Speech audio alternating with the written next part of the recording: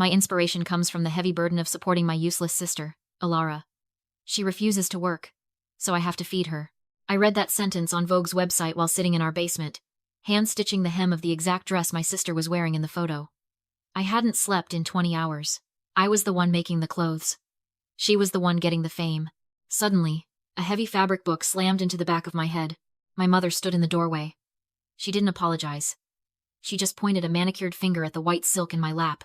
"Stop reading garbage on your phone," she yelled. "And if you bleed on that dress, I am taking it out of your food money." The machine gun rhythm of the industrial surger filled the room. It shook the floorboards. It shook my bones. I paused to thread a new bobbin and caught my reflection in the sliding glass door that separated my studio from the garden. They called this room the glass house. It sounded elegant to the neighbors. In reality, it was a fishbowl where I worked, and they watched. In the reflection, I saw a ghost. Alara, 26 years old. I wore the same oversized black hoodie I had worn yesterday. My skin was the color of unbaked dough. I looked like something that lived underground. And in a way, I did. The exhaustion hit me in waves, dragging my mind back to the source. The original sin. I was 10 years old. The memory smelled like expensive lavender detergent and rubbing alcohol. Mom stood in front of the floor-to-ceiling mirror in the master bath. She gripped my chin, forcing me to look. She lifted her silk camisole. "Do you see it?" she hissed. I stared at the ridge of scar tissue on her lower belly. It was thick, ropey, and pale against her spray-tanned skin. "That is the tombstone of my career," she said. Her voice was terrifyingly calm. I was 24. I was booked for the cover of Sports Illustrated. Then you happened. You wouldn't come out. You cut me open. You ruined my abs, my skin, my contract. She pushed me away, disgust radiating off her like heat. "You owe me, Alara. You took my spotlight. You will spend the rest of your life paying for it." That lecture wasn't a one-time event. It was the family scripture. I grew up believing I was a thief. I had stolen her beauty. I had stolen her future. So I became a living invoice. That was the logic of our household. I wasn't a child to be nurtured. I was a debt to be collected. I threw myself into the work. At 12, I was hemming her pants. At 15, I was sketching Kayla's pageant dresses. By 20, I was the entire production team for Bella's Soul. I worked 20 hours a day. I ate over the sink to save time. I slept on a cot in the corner of the studio because the walk to my bedroom wasted creative momentum, according to Mom. I looked down at my hands. They were a map of my servitude. The tips were callous pads, hard as plastic. A map of needle pricks dotted my left index finger. A constellation of red scabs. My back throbbed with a constant dull ache from hunching over the drafting table. I walked over to the design desk where Kayla had left her iPad. The screen glowed with a notification from her bank. A transfer of $5,000. Memo. Spa day, an inspiration trip. I tapped open her Instagram. There she was. My sister. The genius. She was lounging by a pool, skin flawless, holding a glass of rosé. The caption read, "The hardest part of design is the emotional toll. Pouring my soul into this collection. Send love." 5,000 likes in 10 minutes. I looked from her perfect, manicured hands on the screen to my own battered, bleeding fingers. For years, I believed Mom's math. I believed I owed them this. I believed if I worked hard enough, the ledger would balance, and they would finally love me. But staring at that photo, the equation shifted. I realized the debt wasn't real. It was a lie designed to keep the factory running. Mom thought I was still that guilt-ridden 10-year-old staring at her scar. She thought I was broken. She was right. I was broken. But she forgot that when you break a glass, you don't just get a mess, you get a weapon. The vedette gown stood on the dress form in the center of the room. It was a mountain of raw white silk, waiting for a soul. Mom wanted soft peonies. That was the brief. "Make it look like a garden in spring, Alara. Make it look like innocence." I stared at the fabric. Innocence was the last thing this family possessed. For the first time in 5 years, my hands didn't reach for the floral stencil. They hovered over my laptop keyboard. The shift inside me wasn't a spark. It was a cold, sliding click, like a lock engaging. I opened my design software. I ignored the folder labeled Botanicals. Instead, I pulled up a generative art script I had been toying with in secret. I began to draw.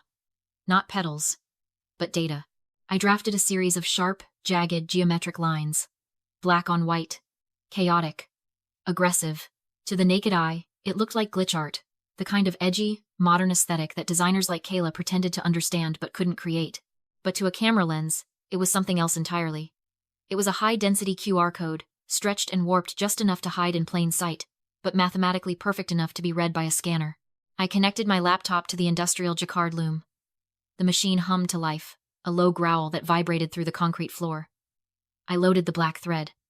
I hit execute. The needles descended. They weren't just stitching thread. They were embedding a digital nervous system into the silk. I watched the pattern emerge. A stark, violent contrast to the soft white fabric. It looked like static on a dead television channel. Mom would hate it. But Kayla? Kayla would love it because she was desperate to be edgy. I would tell her it was the aesthetic of disruption. She would repeat the phrase to the press without knowing what it meant. The dress took 6 hours to weave. When it was done, it hung heavy and stiff, vibrating with hidden information. But the dress was only the bait. I needed a hook. The morning sun began to bleed through the high windows, illuminating the corner where 20 large cardboard boxes sat waiting. The VIP gift bags. Mom had barked earlier. 200 of them. Pack them before you sleep. And don't forget the sponsor vouchers. I walked over to the boxes. This was usually the part of the job that made me feel the most invisible, stuffing candles and perfume samples into bags for people who wouldn't even look at me. Today, it felt like arming a minefield. I pulled a stack of heavy cardstock from my printer tray. I had printed them while the loom was running. They were sleek, black cards with gold foil lettering. On the front, the same jagged glitch pattern. On the back, a simple instruction: scan for exclusive behind-the-scenes content. I picked up the first gift bag, a glossy tote for Mr. Sterling, the lead investor. I placed the perfume inside. Then the candle. And finally, right on top, I slid the black card. I did it again. And again. 199 times. My hands moved with a rhythm that felt almost like a prayer. Perfume. Candle. Trap. Perfume. Candle. Trap. Mom thought she was exploiting my labor. She forgot that when you force someone to do the dirty work, you give them access to the dirt. I sealed the last bag and stood back. The room was silent, save for the cooling fan of the loom. I looked at the dress, then at the bags. You want a story for Vogue? I whispered to the empty room. I will give you a story. 7 days before the show, the atmosphere in the glass house shifted from exhaustion to mania. The air smelled of burnt hairspray and expensive champagne. Paula kicked the studio door open. She wasn't walking. She was vibrating. It is done, she screamed. She slapped a thick stack of legal documents onto my cutting table, scattering my pins. Sterling Capital. $2 million. She grabbed my shoulders, her nails digging into my skin. Her pupils were blown wide, high on greed. They aren't just buying the collection, Alara. They are acquiring the brand. They want Bella's soul under their luxury umbrella. Mr. Sterling is signing the acquisition deal immediately after the finale. I looked at the contract. The number on the front page had 6 zeros. It was enough money to buy freedom. It was enough money to disappear. There is just one tiny detail, Paula said, her voice dropping to a conspiratorial whisper. To make the show Vogue-worthy, I needed liquid cash fast. So, I took out a bridge loan. My stomach dropped. A bridge loan? Against what? The house, the studio, everything. She waved a hand dismissively. It is a hard money loan. High interest, due in full 24 hours after the show. But who cares? The Sterling wire transfer hits Monday morning. We will be rich enough to burn this house down if we want to. She had gambled our entire existence on a signature that hadn't happened yet. If the deal fell through, we wouldn't just be poor. We would be homeless by sunrise. Now, she said, sliding a single sheet of paper toward me. I need you to handle the paperwork. I looked at the document. It was a non-disclosure and intellectual property waiver. The clauses were brutal. By signing, I admitted that I was merely a technical assistant, that I had created nothing, owned nothing, and that all designs were the sole intellectual property of Kayla and Paula. It was backdated 5 years. Sign it, she commanded. Sterling's lawyers need a clean chain of title. She pulled a Mont Blanc pen from her blazer pocket and uncapped it. But before I could touch the paper, she whipped out her phone. Wait, content opportunity. She held the phone up high, framing us both in the shot. She put on her momager smile. Bright, teeth-baring, predatory, working hard with the team. Empire building. Bella Soul. We made it. She was looking at herself in the screen. She wasn't looking at me. I took the pen. I am right-handed. My mother knew this. She had spent years slapping my knuckles with a ruler whenever my handwriting got messy. But right now, her eyes were glued to the filter on her face. I switched the pen to my left hand. My grip was awkward. The tip of the pen scratched against the paper. I forced my hand to move, creating a jagged, shaky scrawl that looked nothing like my legal signature. It was a signature made under duress. A signature that any forensic handwriting expert would flag as an anomaly in seconds. Done, I said. Perfect. She snatched the paper away without looking at it, hitting post on her video at the same time. Keep working. We make history on Friday. She spun on her heel and marched out, the champagne bottle swinging in her hand. I waited until her footsteps faded up the stairs. Then, I locked the studio door. I sat down at my computer and opened a private browser window. I navigated to the Global Digital Rights Management Database, the same registry used by digital artists and NFT creators to prove provenance. I uploaded the file, glitch pattern source code.png. I filled in the metadata fields. Title, the cost of production. Artist, Alara Vance. Date of creation, 6 months ago. I uploaded the supporting evidence files I had been saving. The audio recording of her insults, the scan of the termination letter, the time-lapse video of me weaving the code. I hovered the mouse over the register button. Paula had her contract. Now, I had mine. I clicked. A green shield icon appeared on the screen. Registration confirmed. Timestamp locked. In the eyes of the law, the trap was set. Now, I just had to wait for them to walk into it. Fashion Week didn't smell like glamour. It smelled of ozone, burnt hairspray, and desperate ambition. From my vantage point in the lighting booth, high above the runway, the crowd looked like a sea of black blazers and glowing phone screens. They were waiting to be fed. Down in the wings, panic had set in.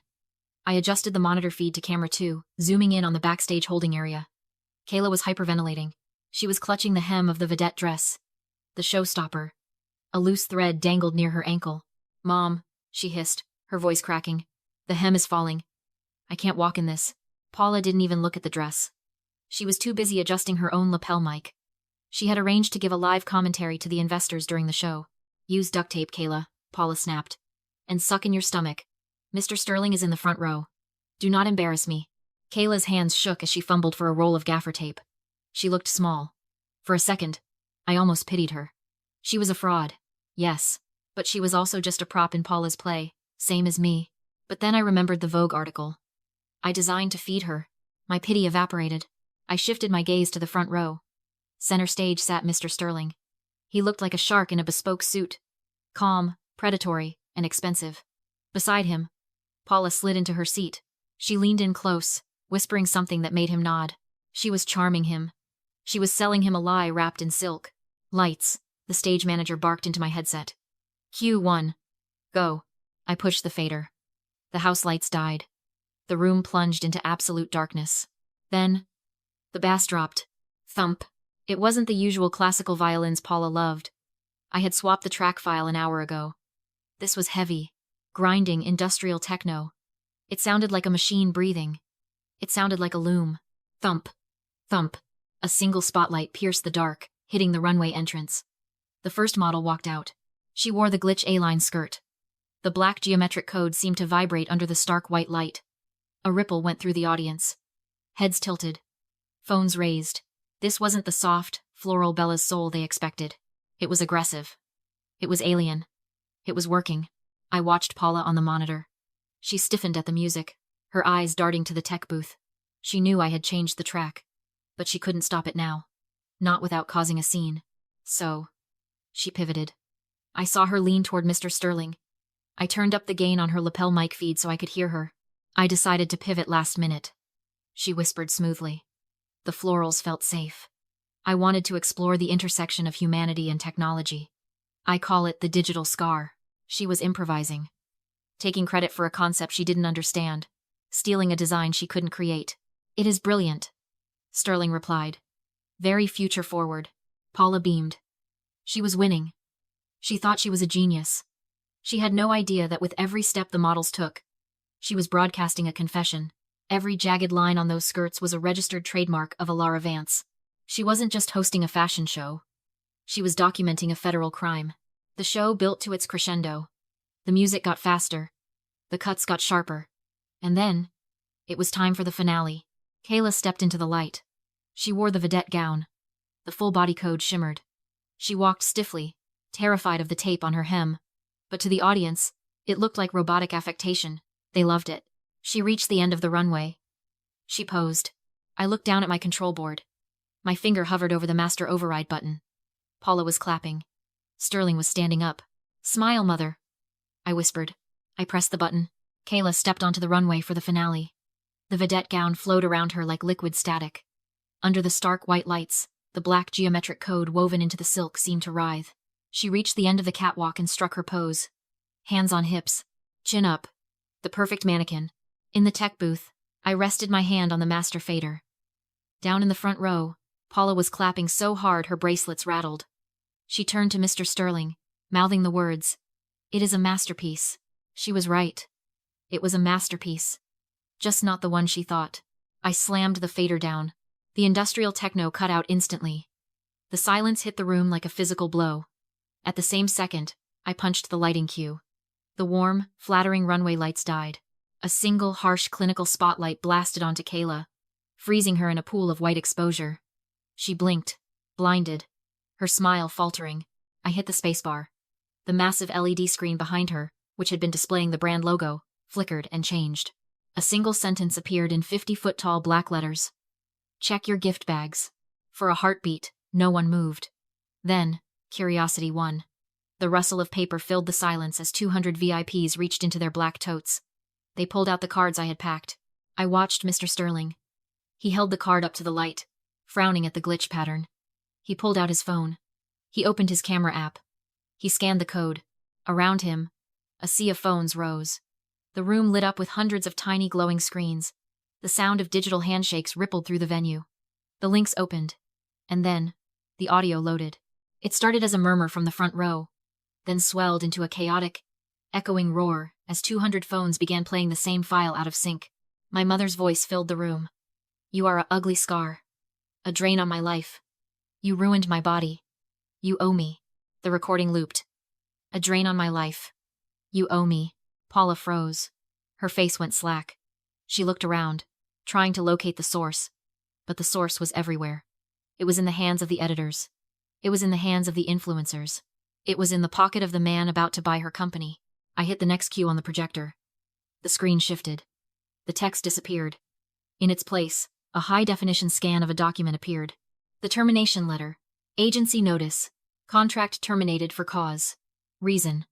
Unprofessional conduct. Chronic lateness. Theft of props. The date was circled in red. It was 2 years before I was born.